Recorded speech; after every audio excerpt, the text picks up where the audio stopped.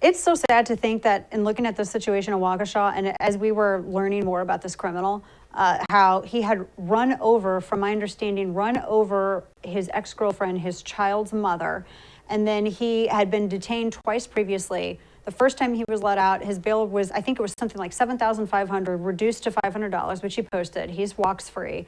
The next time he's arrested, he posts bail. It was reduced to $1,000. He walks free. Bail reform clearly is not, like a cashless bail system clearly isn't the answer here.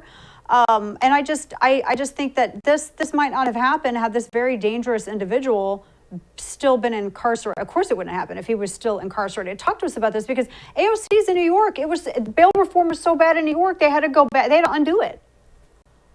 Yeah, well, this is an attempt by the left to completely reform the criminal justice system. And instead of using it as intended, which is to promote good and restrain evil, the full purpose of government, what AOC and the people like George Soros, who are intentionally targeting the criminal justice reform, every element from bail reform to putting in leftist prosecutors to trying to say that the system is all about equity instead of justice, this is attempting to diminish the ability for community safety and to make sure that we actually carry out justice in our system. So the purpose of bail, so that people know, most district attorney's office have what they call a bail schedule. The Milwaukee District Attorney's Office actually, in this case, issued a statement that this doesn't abide by their typical schedule. Why is that? They need to answer for that. Because when you have someone like this guy, Darrell Brooks, who clearly was already arrested for other violent offenses, allegedly, of course, he deserves a presumption of innocence, but community safety past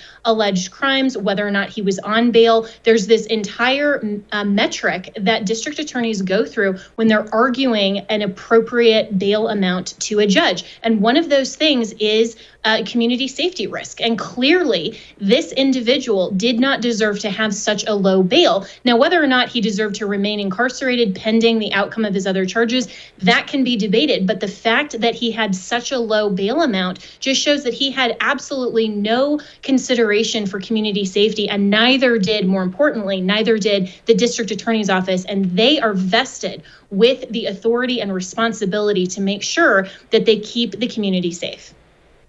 And Jenna, from everything I read about this DA, he's a big proponent of basically what AOC has been talking about, cashless bail, or at least bail reform. He buys into all of the equity argument of it, et cetera. It's like a CRT in our justice system. And I hate to say amused, but I don't know what any other word for it, when I saw the announcement that they're going to investigate as to why this last bail amount was set so low, why he was released. I mean, clearly, because it's their policies. It's like he's investigating himself, Jenna. How do you trust that kind of non-accountability? You don't. And obviously, this was just one routine run-of-the-mill case to them that they argued a very, very low bond schedule amount.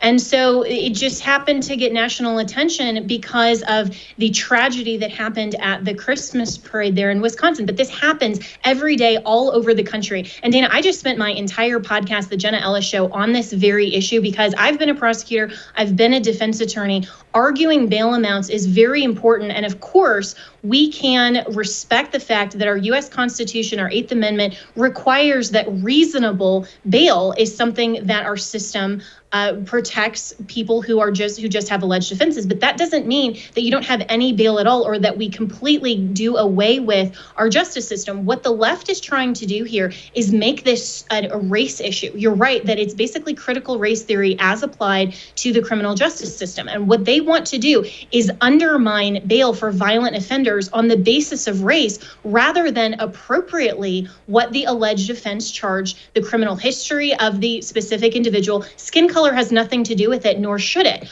But when you have violent criminals, especially who are currently apparently on bail, skipped bail, committed another violent offense and are rearrested, then of course these are things that need to be taken into consideration when arguing what type of bail is reasonable.